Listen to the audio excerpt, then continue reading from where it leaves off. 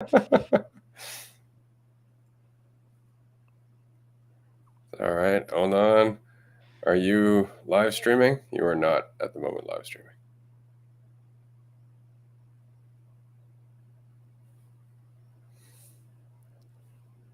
There it is. There you are. Perfect. And here we are for the and here we are for an afternoon version of Dualistic Unity Social on a Thursday. It's been an interesting day. It's funny because recently we started exploring the I guess options for video AI that exist on the internet, and we found a few that will basically go through a long format video and find small portions that would be easily digestible to people who weren't aware of the whole video. And so we've been running a few of our episodes through there, and I always find it kind of funny because for a few reasons. First, I don't always remember. Well, I never remember what it is that we've talked about. Like I always find it funny when somebody brings up like episode one to me, and they're just like, episode one. I was listening to it the other day, and it's great. And I'm like, I have no idea what we talked about. I've never re-listened to episode one since when we first released it. I've never re-listened to any of them outside of the editing process, and I don't even think we did much editing on episode one. That's why we keep talking over one another, right? But I guess the point is that I was running the episode "The Great Awakening" through, and that's season 2, episode 5, for anybody who's wondering. And there was this great clip that came out. I shared it on Instagram, actually. Andrew, you just listened to it. And we were just talking about the simple fact that everybody wants change in the world. We want the world to be more giving, more empathetic, more caring, more balanced. But that balance comes from a state of selflessness. So we expect the government to reflect a state of selflessness that we do not. And it's just because we're always trying to be more. It's not to say being selfish is an evil. Oh my God, you're being selfish. As we've talked about, being selfish taken far enough actually becomes taking care of everyone. And if you're wondering about that, go and check out The Great Awakening. But when we think about being selfish, people tend to think that's a negative intonation, but it's actually just a matter of fact. It's kind of like being self-absorbed. It's not a negative thing. It's a matter of fact. If you are thinking about yourself all the time, you are absorbed in yourself. You're self-absorbed, right? And so to say that you're selfish isn't necessarily to say anything negative, is to recognize that you have a habit of putting yourself first. And how can you not have that habit when you don't feel like you're enough? When you're afraid, of course you have that habit, right? We all have that habit. And so it's in recognizing that habit that drives us, that ultimately drives the machine, drives society, drives our collective direction. And in doing the opposite of not needing to be more, of recognizing that you're enough, just as you are. And that has an entirely different ripple. And just as this got here through the collective ripple of selfishness, selflessness has an entirely different ripple that will create a different kind of society, a different kind of way of life. And at that point, then we can expect whatever system we create to reflect selflessness, because we are, in fact, embodying that mentality that it will be able to reflect. But to expect this system to not have corrupt politicians while each of us are, willing to step on others to get ahead, or willing to ignore what consequences there are when we do put ourselves first, like it's an impossible expectation, I guess is what I'm saying. And it was refreshing to see that clip again. It really does remind me what we're doing here, why this conversation is so much fun, and why it's in the application through each person that it really has an impact. It's through you, the listener, you, the viewer, right now, just not putting your worries about yourself at the forefront of your existence, so that way you're not always trying to chase something that you're not, and you're deepening your sense of who you are and your sense of relaxation, sense of empathy, and so people can talk to you more easily and growth can happen. That's it. That's all there is to it. Yeah, well said. Because that selfishness is just thinking about yourself all the time causes you to see everything through that veil of yourself. And it's like we have such an aversion to being called selfish because we just refuse to see that we certainly have the capability to, and oftentimes are. And when we recognize that we can be selfish and look at that, then we're forced to see what it's pointing out to us, see what we're doing. But because there's such an aversion to being called selfish or even thinking about yourself as selfish because we run from that discomfort, we just blind ourselves to all the selfish things that we're doing because of that aversion. We're just not willing to look at it. And those things that we're doing are the things that we don't even realize necessarily that we're doing until we're willing to look at it. There's like this natural sort of aversion to that because it is such a common component of the way we're living and the things we're doing. But yeah, when you stop being so selfish, which is just not thinking about yourself in everything that you do, things start to play out differently. And yeah, so anyway, that's what I got. Yeah, that's really what it is, and that's as simplistic as it is. And so, yeah, it's always just kind of funny to me when I go back and I catch a clip of an old episode or somebody's talking about something that we said previously, and yeah, it's just it's kind of like when I look back at that video I made back in 2005. Like, while I recognized the tone in terms of it being different than the tone is now, I also recognize the consistency. Like, I also recognize the fact that I'm still saying the same shit. I'm just doing it from a different state than I was previously, and I find that really funny now that you're doing the same. You're going back, you're looking at old clips, and you're going like, right, the words haven't changed, right? The words are very much the same because the insight is very simple. I mean, we're not saying anything that's groundbreaking, but something that on some level everybody knows resonates.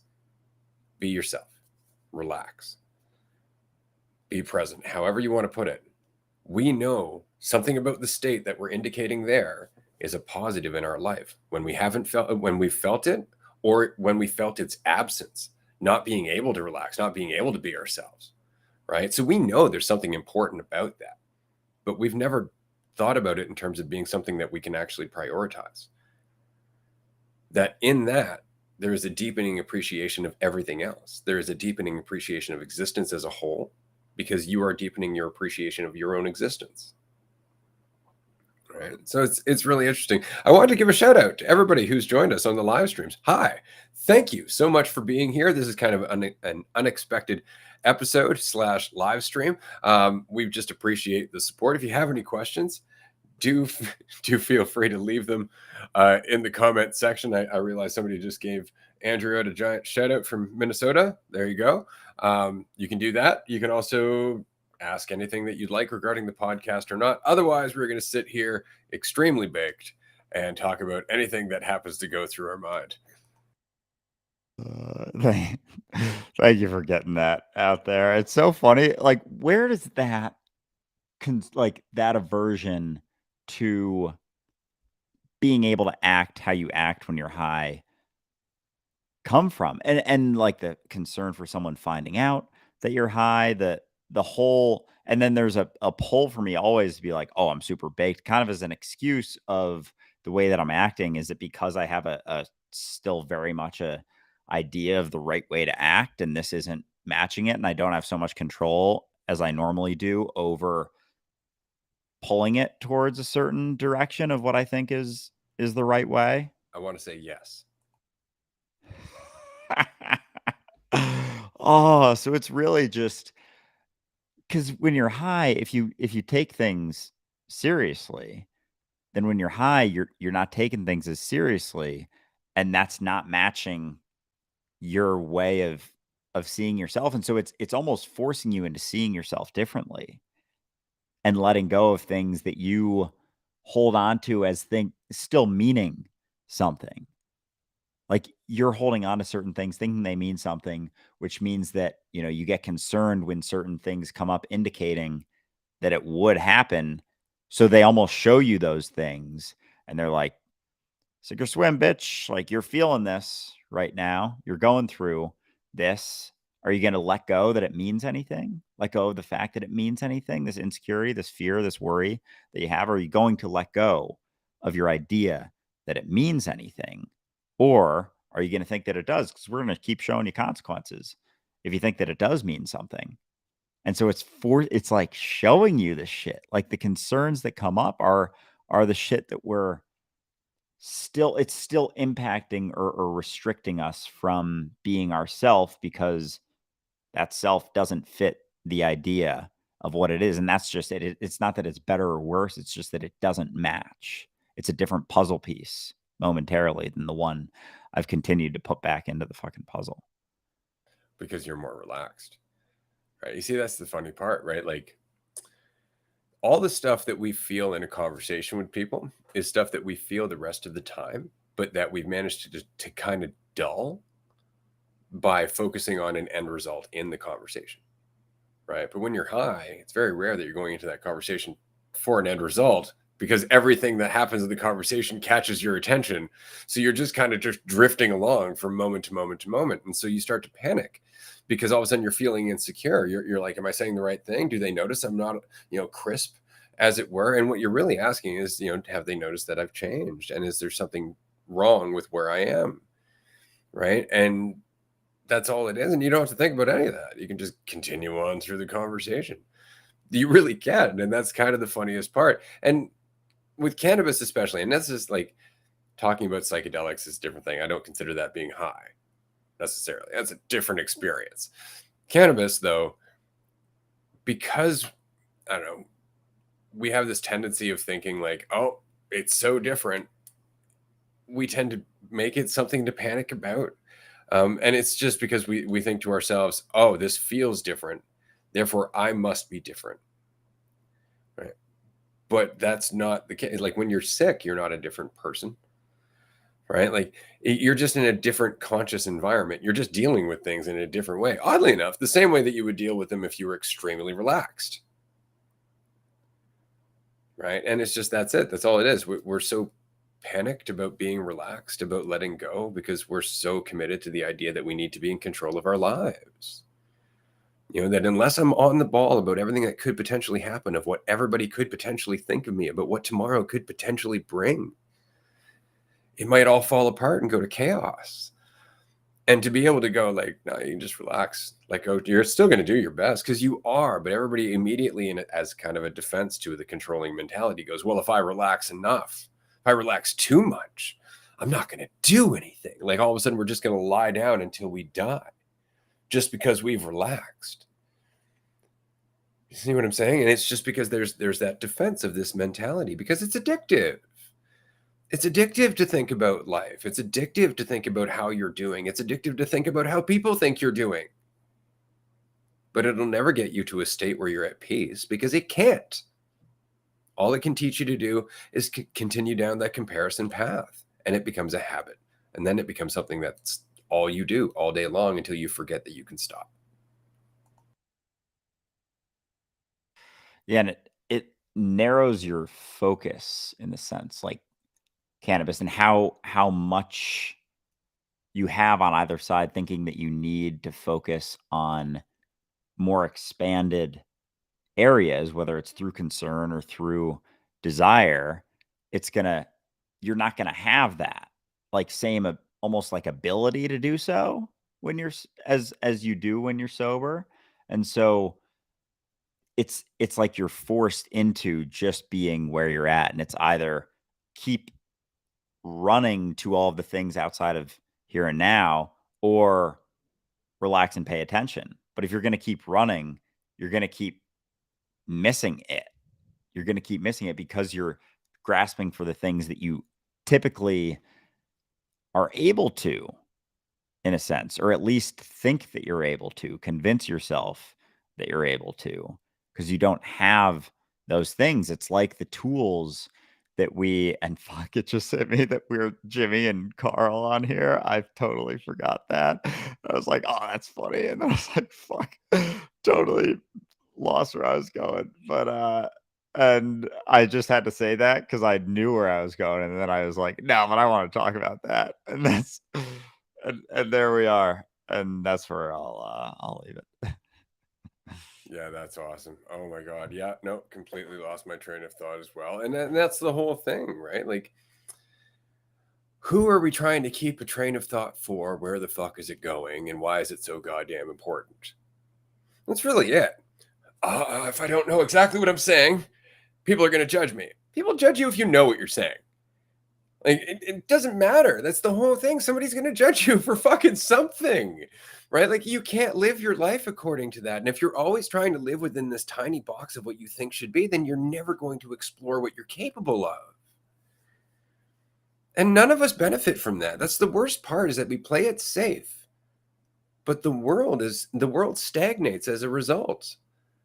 Right? It's through expression, it's through pushing the boundaries of what we think we can do or what we think we can express that we do. Right? But if we're trying to be something, and worse, we're trying to be something that we think is the right thing because people will like it and has value according to their comparison, according to their perspectives, we get into a very tight box. Right? And so it's not about that. Just have a train of thought. If that train careens off a cliff, there's more trains. You know, like, that's the whole thing. You've got an infinite amount of trains. Don't worry about it. It doesn't have that much value. The point is getting better at using the trains for what? To learn. To learn about the process of being processed. Because that's what we are. We never get to an end point where now I understand everything. We never do. And if we ever try to get to that point, if we're always trying to get to that point, we are in this endless loop of frustration and expectation, self-judgment, and concern. And it becomes terrible, terrible, terrible, until we realize, right. It's right now I have to pay attention to. It's right now where I'm growing. It's right now where I'm learning. This is the rudder of the ship. I'll just drop that there and leave it to you awkwardly. Ah, perfect segue. But it's that, like, that moment to moment judgment too. Like, the idea of there being a right or a wrong thing, not even just in the way that you live your life, but in your moment to moment experience. Like, this thing coming up. Oh, this interaction. Oh, is it going to go, the right way or the wrong way? Like, when you said people judge you for knowing what you're saying, you're afraid of not knowing what you're saying. People do it on both fucking sides. So it's really which side you fall on that you're afraid of, that you're concerned about. But even common sorts of fears, like, it's still this aversion to the recognition that you don't know in this moment whether something's good or bad, positive or negative, how you're going to be perceived. Like, the only thing you know is how you perceive yourself, moment to moment to moment to moment to moment to moment to moment. And that's all that you know. And everything, every fucking assumption that you make about, what someone else is thinking comes from you. Like, the things that stick are the things that we're already thinking about. And so it's like, that's what we hear. We just hear our own thoughts reflected back to us all day, all the time, because we don't hear it in the same way if it's not something that we think about. So it's like, that's what we're picking up, and we see it physically in the reticular activation system with cars. You think about something, and all of a sudden that's what is being reflected back to you because it's inside. You're the one maintaining it. It's like, so you literally do see the world that's inside your mind at all times. It's always just reflecting your own stuff back to you, and so how you perceive it, certainly, but then, eventually, not just how you perceive it, like how it is. And that's reality starting to shift. Exactly. See, this is it, right? Like, we spend so much time, and this is why it kind of gets me when we throw around the word psychosis, right? But when we're talking about psychosis, we're always talking about the extreme end of psychosis. Like, people tend to forget that because, and again, I'm getting a bunch of flack for my disorders and tendencies video on TikTok. Like, there's been some very upset people, but the fact is that a psychological disorder is a category of behaviors, and those behaviors are tendencies that have formed into habitual, almost reflexive actions over time, or thoughts over time. Well, this is true for psychosis as well. Psychosis is a spectrum. It's not just a da da da da da da da, bam, you have psychosis. That's not how that works. Psychosis is a spectrum. You have extreme states of psychosis and subtle states of psychosis. And so it's important to look at what the fuck is psychosis. What is psychosis at its root? And it's an inability to differentiate between what you're thinking is truth and what is truth. Is that not exactly what our cultural problem is? Our entire problem with concept and self-image, that we are so caught up in what we're thinking is the truth, that it must be validated, that it must be respected, it must be recognized, it must be defended at all costs, it must be thought about all the time. So we're all existing within this very low-level state of psychosis, whether we recognize it or not. And the opposite, or the alternative to that, is presence, which means a cessation of relying on thought as any degree of truth. Right? It's a fragment. It's a perspective. It's not the whole thing. That means your thoughts about yourself. It means every time you think that somebody is judging you for something, you're just taking that as truth. That's why it bothers you.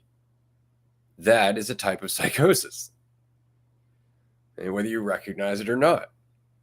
And so the alternative is to recognize you don't know and to question your thoughts as truth. And how much of your emotional turmoil is just based out of that?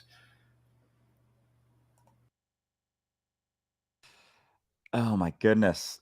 Always that. Like, we're always making some degree of an assumption about things and taking that as truth. Like, the tiniest little twangs of, certain things coming up is just because momentarily you took that to be the all and everything truth, no questions asked, as you go through things.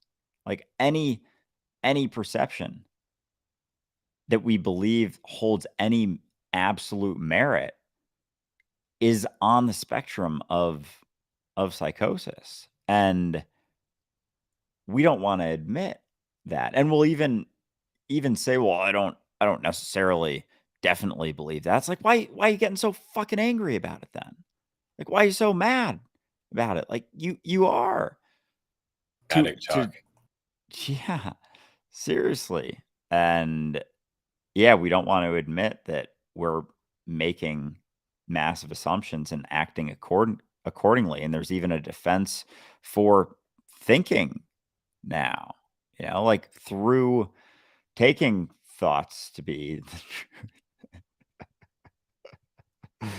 And I was like, I lost my train of thought, like, I think 15 seconds ago, and I was just like, just keep saying stuff, and it's gonna come back. And then Playing with the finally fragments. Playing with the yeah, fragments, for I could sure. see it like the frayed end of a rope, just like going off into the mist. I was like, all right, it's time. It's Yeah, time to it's time to let it go.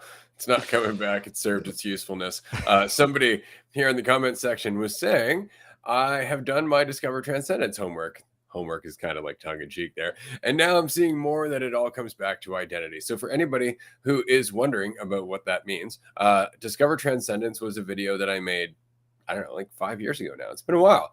It's 48 minutes long. It's got 3 essential life hacks for accelerated personal growth, which is all very markety at the end of the day. Basically, it just breaks down what your brain does, that if you're not aware that it's doing it, it gets in your way and can cause all kinds of merry hell in your life. And that's really all it is that your brain operates in a few very specific ways in order to preserve itself and defend you, but it does not understand that doing so in those ways is actually detrimental to your health and your life as a whole. So there are 3 things that your brain does. And so if you like this kind of content, if you're looking at a simple way to apply some fairly large changes in your life over the short term, check out Discover Transcendence, because I'm really happy about this. But it does move along really fast. So don't try to take it all in one go, like I recommend that you break it down by parts. It was originally supposed to be a 5-part series over 5 weeks, but it's all one video now. So just break it down. If you have any questions, feel free to ask or just come onto the podcast. We explore this stuff all the time.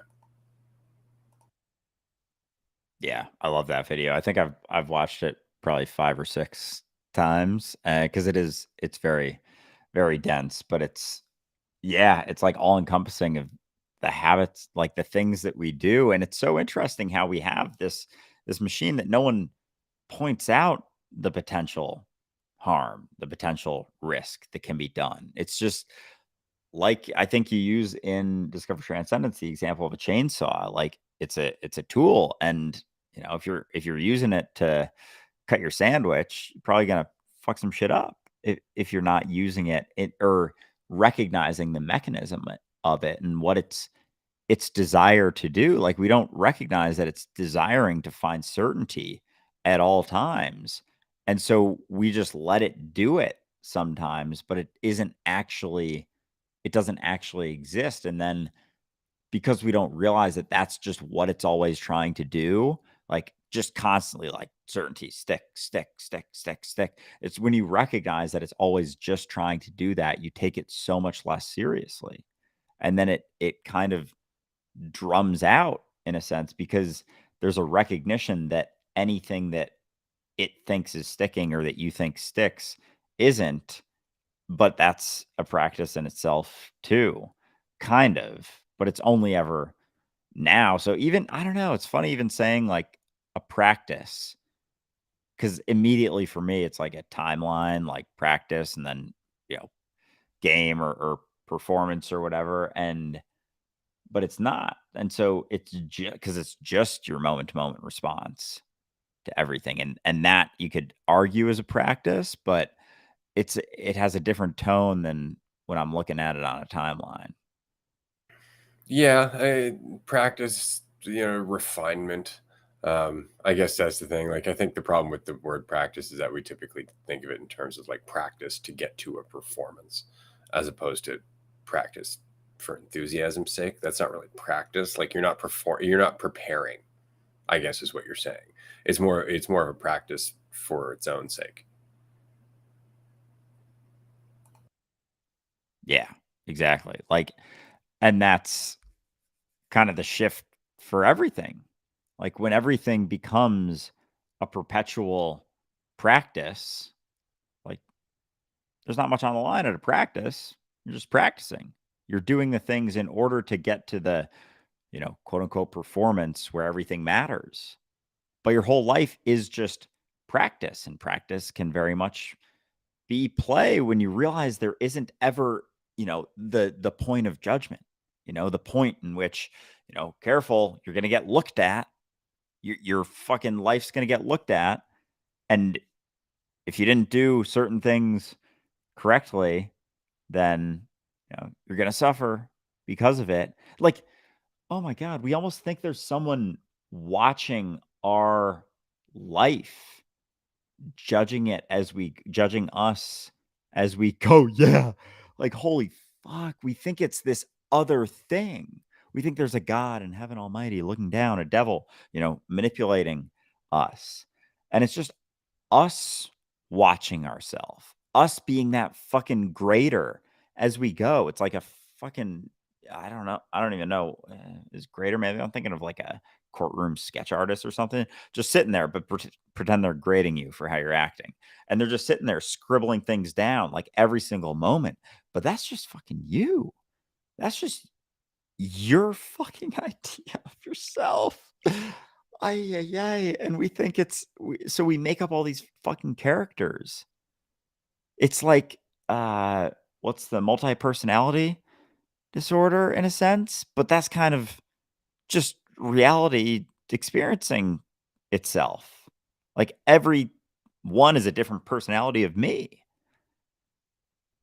thinking that it's all of not recognizing that it's all of them and therefore none specifically. Yeah, it's interesting. One of our recent listeners, somebody who just recently started listening to podcasts, I think within like the last 3 months, he was on a roundtable or a call-in show recently. They made a video on TikTok saying, it's recently come, I'm starting to understand that the non-dual thing is that we're all part of one source consciousness. And yeah, sort of. I mean, we're all part of you. Like we're all reflections of you. And so it's like, well, which one's the original? We all are. And everything's a variation of that, right? Like that's the whole thing. Like it always comes back to that point of subjectivity being the all of everything. And then everything that you observe is all you. And this is what baffles us because it's like, hold up, what about other people? It's like, well, from their point of view, it's the same thing. Right? And that's the paradox. So, and what's even more fun is that not only are people reflections of different mentalities, they're reflections of infinite mentalities from moment to moment to moment to moment. So each of their lifetime is also an infinite variation of a lifetime that could exist in terms of perceptions alone. You could have the exact same life physically with totally different perceptions of what's happening. And that would be a different experience of that life, regardless if anything else changed.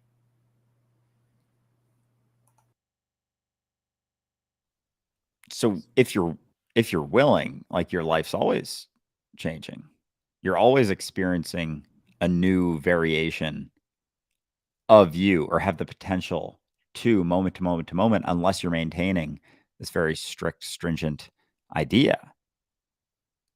And Which is why it's okay to daydream. It's why it's okay to get lost in thoughts and then go, oh wait a minute, I get lost in that, right? Because all of a sudden you're always accessing all of the infinite perceptions of right now that you could be accessing, but you're accessing them according to relevance, in my opinion, right? Like that's why all of a sudden when something triggers you, you'll have a memory of where that trigger came from. All of a sudden you're exploring a perception that's relevant to the perception that you're in. So it's not that those infinite perceptions aren't always there, but there's an element to our own intelligence that's actually, keeping the ones that are relevant within our purview, and the ones that are not just kind of get forgotten or blocked out. Which is why psychedelics are so very interesting, because in that state of relaxation, you're just aware of more and more and more and more of them, right? Your intelligence is more or less restricted, right? And so all of a sudden you're aware of all of these perceptions, and as a result of that, you're having a different experience of yourself. Things start to make sense that didn't previously.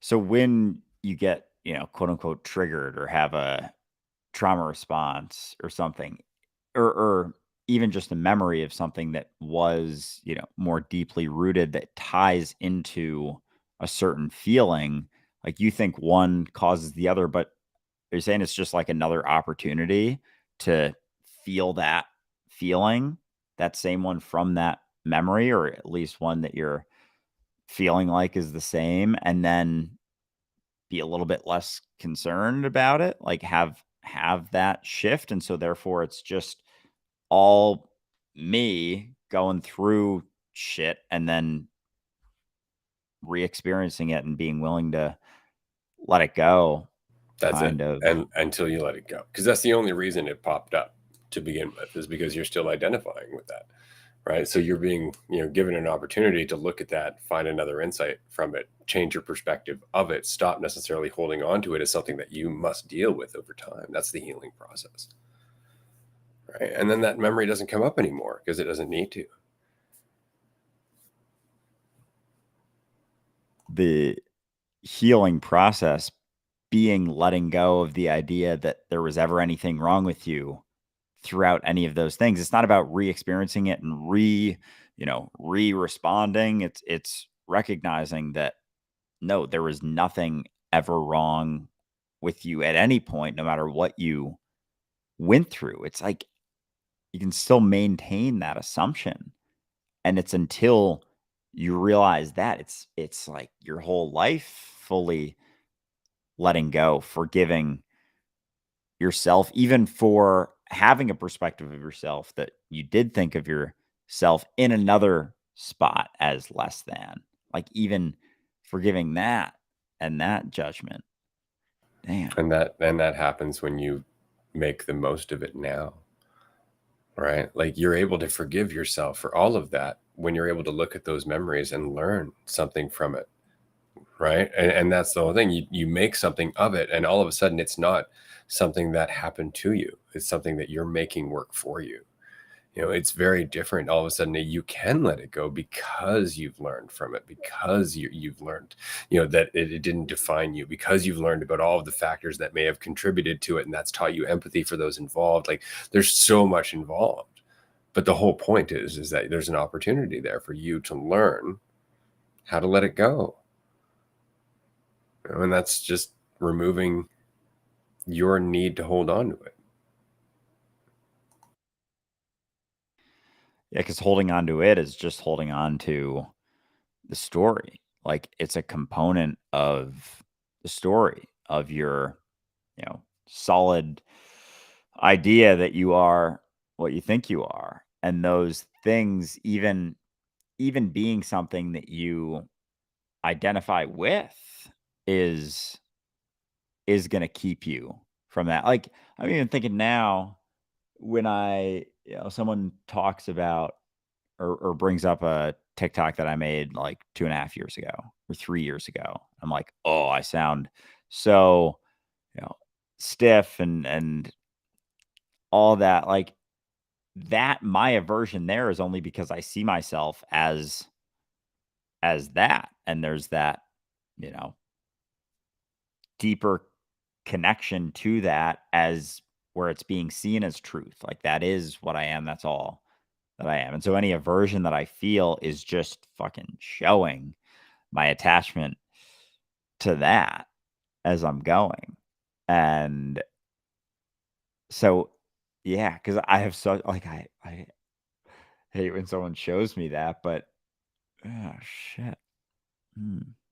See, no, I always look at it as a chance to remember empathy, right? Where I came from, and to recognize like, wow, there were so many things I didn't know. Like, and that was really it. Like, how can you judge yourself for not knowing things like that not even knowing what you should know, right? Or you feel you should know. And that's why it's kind of pointless to look back and judge yourself as much as you might want to, but we always want to based on the understanding that we've achieved through going through that. Isn't that funny? It's like I've come to this understanding that I couldn't have come to unless I fucked up that. But now that I've come to understand this, I shouldn't have fucked up that. It's like you couldn't have got here otherwise. And so we kind of we miss the whole point, but it's only because we want to judge ourselves, and that again is optional. Right? It really is optional to judge yourself or not. That doesn't mean you're not learning. It doesn't mean that it somehow absolves you from consequence. This is the thing. It's like, well, if I don't judge myself, what's to stop me from being an asshole? I don't know. All the people that fucking get pissed at you. Like the fact that your life is going to turn to shit, you're going to have no relationships and nobody's going to respect you and you're going to be surrounded by other assholes. You don't think that maybe that might fucking encourage you to do some changes in your life? Like it's so interesting to me that it's like, and if I don't think something's wrong, why would I change? Consequence? It's the reason you fucking change ever. Like it's the most interesting thing that we actually get so lost in thinking our way into destination that we think that life wouldn't happen unless we did. You don't have to be thinking, ow, that hurts, to be moving away from something that's hurting you. Exactly. Like the thought that I like if I stopped thinking that things would stop happening is ridiculous, but I almost like don't even trust it that I never even give it a shot. It's like, you could stop.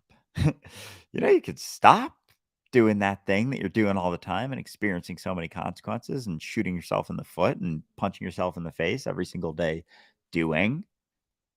You spent a lot of time considering everything, measuring everything, thinking a very specific way about yourself that's just a limited fucking assumption. It's like, you ever want to try maybe not doing that for a little bit? You ever want to try maybe just one little other thing than the thing that you've continued to do day after day, moment after moment after moment after moment, wondering how you're doing? judging yourself, constantly afraid of what someone's gonna think or how it's gonna seem to someone else, but it's really just how it's gonna seem to you because you're the only one that judges yourself ever. Yours is the only one that ever sticks. So I, you could keep doing that. You could keep being afraid of that, or you could fucking relax and prioritize just where you're at, the moment that you are right now, as opposed to any spot that you're getting to or anything you're becoming. Like you could just relax and pay attention and just chill the fuck out. And if someone wants to see you in a certain way, they're gonna do it no matter what you do. They're gonna do it anyway, no matter what. No matter how you fucking sound or say something, or no matter what the fuck you do, they're always gonna and it's they're just seeing their own shit. They're just seeing their own stuff, and their judgment is just from that. And so it's kind of irrelevant what you do in any way, shape, or form. So you might as well just fucking relax and keep stepping. The tragic part is that we know this, but we always kind of isolate it to a particular part of our life. Let's say, so anything that we have a passion about, whether it's a particular sport or I don't know, knitting, maybe you like going down to the beach and looking for rocks, whatever your passion might be, that passion came about through you just doing it and doing it so much that when you go and do it, you put all of your attention into it. And then you come out of doing that thing. Maybe you like, I don't know, shooting basketball, right? So you go and you just do some free throws. Well, while you're doing that, you're not thinking about your life. Why aren't you thinking about your life? Well, because you're focused on the basketball. You're focused on the free throws. Well, how did you get to that point? By focusing on the free throws for enough time that it actually felt really good to do, right? Because you didn't think about whether or not it was something you should do. And so now you actually put your thoughts aside. It's not that they stop being there. It's that you stop prioritizing them as the thing that is going to help you get that fucking ball in the fucking basket. Because the more you're thinking about yourself and your day and the person that pissed you off at work, the less likely you're going to get that ball in the basket. And yet we only do it for that one part of our life. Then we go back to our house and we start thinking about ourselves where we're trying to cook. We burn ourselves. We cut our finger. We get in an argument with our wife. We do all kinds of shit. And why? Because we're lost in our thought. We're not putting the same attention into what we're doing moment to moment to moment that we were when we were playing basketball or whatever our passion happens to be. And it's just because we don't recognize that the same mechanism that happens in that passion, the more you think about yourself, the less you're in it, the less you get a benefit from it, the less fulfilling it feels. That lesson applies to fucking everything. Everything. And it's just that, we don't necessarily talk about it that way. And that's why the discussion is so much fun. For anybody who's watching right now, thanks for joining us. If you haven't yet, check out the Dualistic Unity podcast. We talk about this stuff all the time. It's a lot of fun. The conversation gets relatively deep and sometimes kind of silly. And there's a big community that is growing up around this because it's an important conversation. To recognize that you're enough. You don't always have to be thinking about whether or not you're doing okay. You can let go. And you're going to be doing just as well, if not better, as you would be if you were doubting it. And that realization that you can just pay attention to where you're at, like you can just focus on that. And if you are, then your life isn't as much of a thing, like everything outside of this moment. It almost like as you were talking, I was like so locked in. It was like trippy. It was like a tunnel vision on just you, basically, just focused in on that because there wasn't anything else, because there isn't anything else happening. There isn't actually anything else happening outside of right now. Like there is nothing else. I'm going to say that one more time. There's nothing else happening outside of this. And so what could you possibly grab onto that would do anything better than paying attention, than just being focused on the thing. But I still want to. Like, I still want to. Is that like a floaty or training wheels? Like, I don't have enough faith in myself to just pay attention to where I'm at, that I keep grasping for something in the future or something in the past to buoy me in a sense, and with more faith in yourself, it's like you don't need as many things, so you don't grasp for as many things, but no one's grabbing onto anything anyway. They're just becoming more numb to what's actually happening, to the point that, you know, it's like being asleep, like looking at something with or closing your eyes, like putting on shades, like that. Focus on anything outside of where you're at, because nothing else is happening. No. Well, I mean, this is it. I mean, this is why I like Zen, you know, if not now, when? Because it's always now. Right? Like, when are you going to change? When are you going to change if it's not now?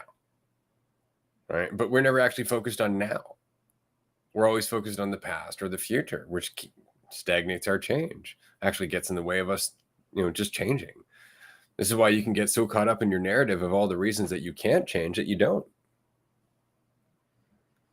which is kind of sad in itself, right? But here in this moment is where we have our most vibrant potential, right? We have the most efficacy here in the moment. It's just that, to go back to your question, um, it's not just training wheels. It's not just that you want to hold on to the edge because you're afraid.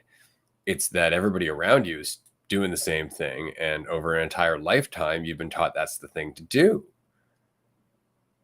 And so, as we've discussed previously, it's very much like, you know, trying to deliberately piss your pants. You know, like, you spent an entire lifetime trying to avoid pissing your pants. You know, to actually actively try to do it is rather difficult. Right. And I encourage anybody here, if you got a spare pair of pants, go nuts. Maybe we'll start a new trend, the pants Isn't that challenge. yeah, right?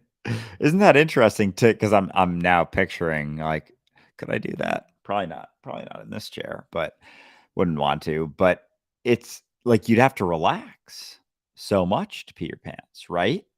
Like, that's the shift, is you relaxing something that you're kind of subtly squeezing at all times, and have learned to subtly squeeze so that it doesn't just keep coming out. Like, is what's keeping urine from coming out of you your constant tension on a component of the somewhere between your bladder and the hole? One that you had to learn at one point, because that's why you were forced to wear a diaper, because you didn't have the recognition that you had to go and pee somewhere when it was coming. You were just like, what's that? Oh, that's warm. You know, and it's a totally different thing. It's something we had to learn over time. It's also something we lose over time, or have the potential to Yeah, lose. right? Because if it's just relaxing that changes that, and it's tension that we have, then it's like our aversion to just paying attention to where we're at is coming from our lack of relaxation, like from our tension. Is it feels uncomfortable because we have actively avoided that and built strategies around avoiding this through trying to seem better in the moment, but not ever actually being there. Like, utilizing all of these strategies to grab onto some degree of certainty in the future that you don't actually know, to, feel better, or I don't know, be perceived as better right now, as opposed to just being there, because all of those things don't guarantee anything anyway. Like, there's no guarantee of anything. Is and yeah, man, even the habitual stuff. Like, they don't guarantee the things that we think they do.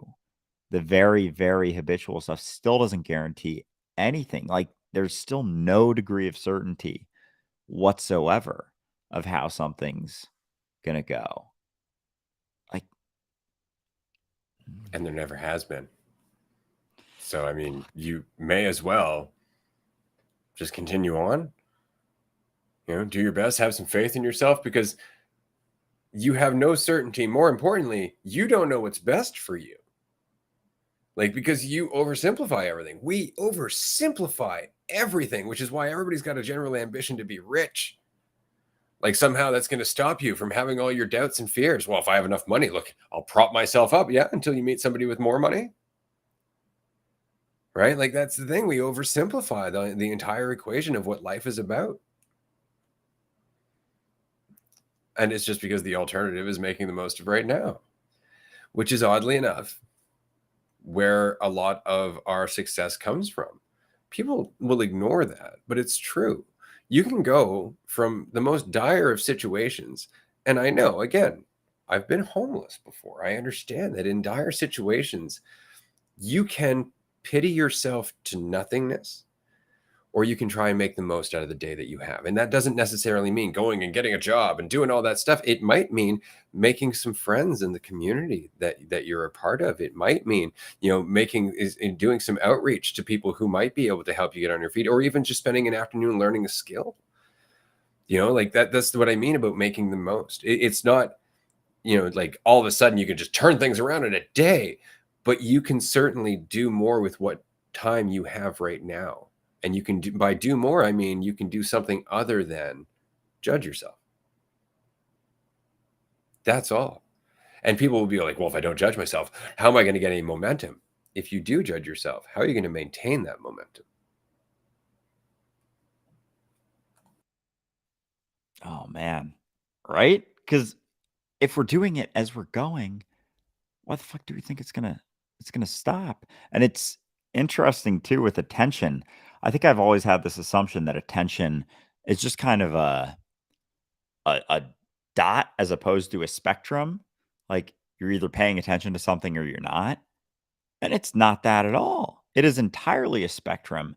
And depending on how much shit you're holding on to conceptually, it's going to take some of that attention away. And so if you're doing something and you say we're able to have 100% attention on that thing, would that not you cut down the timeline like 10x? If it takes someone, the 10,000 hours rule to become a master at something, but what if that's only at 10% attention? Like, you have so much other shit, including the desire to get to the thing that you're going through, as opposed to just wholeheartedly giving attention. That what if it could make it 1,000 hours instead? Because there's like a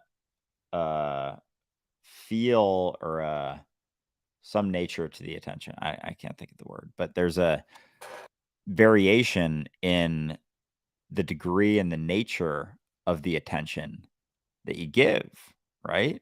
And so, of course, there's going to be a difference depending on how much other shit you're holding on to, or That's that what you. story of the martial artist you were talking about last week. It's like, how long will it take me to be a master? 10 years. Well, what if I work twice as hard and twice as fast? 20 years. Why? Because you're trying to get somewhere. So your attention is split, right? It's the whole thing about the archer. If you're shooting for the target and the prize, you're not actually fully shooting for the target, right? And therefore, you're less likely to get the prize. And if the prize is just a fulfilled life, like a life that you're actually paying attention to and living, like, it's right there when you stop trying to get to it. Like, one you're actually seeing, and it's not to say that oftentimes circumstances are fucked, but you're at least seeing it. Like, you're at least seeing this for what it is that isn't what you think that it is. That's the And only way. then That's the only way to see it, is to stop thinking you know what it is. because it's only seen through the cessation of any certainty whatsoever, including an idea of any sort of idea of what it is, because it's just the lack thereof. It's just the lack of ideas that, busts open that wall. Isn't that interesting? We're so used to giving words to ideas, right? Expressing ideas through words that I think we've actually confused the two. I think we've confused ideas with the concepts that we use to describe those ideas, right? Like it's kind of like Einstein. Einstein had a lot of his revelations long before he was able to describe them using math, right? So it's not like it came to him as a mathematical formula. It was a recognition of something that then he had to struggle to put into a mathematical formula, right? And so the same is true with ideas. Like we look at it as like an idea, and here's the words that express that idea. That's not the idea. Those are the words that you express that idea. And sometimes in using the words, you actually limit the idea itself. And so we start to think like, if I'm not talking to myself through stuff, I'm not having ideas, right? But the ideas were never the words. The ideas were the recognitions that were part of you changing. It was the ideas are really just another word for a moment of recognition, a moment of growth, right? That then we turn into words. But yeah, I think it's really funny that we actually start to think the ideas are the words that we use to describe them. And they're not felt that way. They might be translated that way when we listen to ourselves saying the idea, even in our head. But the idea itself was a moment of recognition that then we pack out into words over time. I just thought that was interesting. Like, how much of a habit is that? Naming naming things and thinking that it's that. Like, I'm looking at a chair over there. Like, that's not a chair. And you'd know that if you built it, right? Like if you went and you got the Mm. sticks together and you put it together and you're like, you know what, I'm going to put it this way. And then you've never seen a chair before in any way, shape, or form. And you actually were just trying to design something to sit down on, forgot the whole name of chair entirely. You would have a different perspective of what that chair is. It would be a bunch of wood and some fabric and some nails put together. The label takes away from what it is. Oh, entirely. And even just as you were saying that, in my head, I was getting the imagery of, like, myself being, bones and skin and organs and you start to see that there's there's not an idea in that. You put together yourself like you put together a chair, and you see yourself as a mechanism of experience, as opposed to something that has to live up to something. Holy shit. Cause because that's all that you are without so much of an idea, and yet without the idea, everything isn't what you think that it is. And then when everything's not what you think it is, when everything's not what you think it is, then it's everything's everything. Which And means you never get to an end point. You're always deepening your understanding because it's always everything. There's always a deeper understanding to have if you're willing to just be change in motion, which is what we frankly hold ourselves back from because it's intense. So we actually slam on the brakes by thinking about it to some degree. oh, so much so. Oh my goodness. But yeah. Ah, shit. Mm, That's all right. We actually have to end this episode of Dualistic Unity Social because you have to go in 5 minutes. And normally we would be recording an episode of Being High at this time, but our guest was not able to attend today. So we're going to be doing that next week potentially. If you haven't checked out our series, Being High, do check out Dualistic Unity Being High. We have 3 episodes and they're all super informative. I really enjoyed chatting with Riley recently. Riley at Canopy Chem. Check out her channel. She's just fantastic. But thank you so much for everyone for joining us. Andrew, as always, thank you for the conversation, man. I appreciate that we go into these conversations just ripped sometimes, and I did actually encourage you to get pretty high before we got online. So it's an exercise in faith, is how I look at it. Absolutely. Yeah, this has been a lot of fun. And just letting go of the shit you judge yourself for too. Like that hit me fucking hard today is it's not doing anything. It's just your idea that that wasn't right. That was wrong. It was a wrong thing to do. And it's constantly so it's like it almost shows you that until you're like, fucking all right, keep clenching or submit. You gonna submit? All right, I submit. And then it's you just keep on keeping on. So anyway, yeah, it's been fun. It has been fun. Thank you, everyone, for joining us. We'll be back on Sunday and Monday. If you can join us on Patreon, great. And then next week, we're going to be in Vermont for the, what is it, sixth Dualistic Unity Retreat. That's fucking crazy. Sixth, with the seventh one being in the Netherlands, potentially a seventh one in Vancouver. If anybody's interested in a Vancouver mini retreat, go to dualisticunity.com/Vancouver. Let us know. The tickets aren't available right now because we're not sure if it's going to happen. But if you're interested, let us know and we'll let you know if it's happening. Otherwise, take care, everyone. We'll see you soon.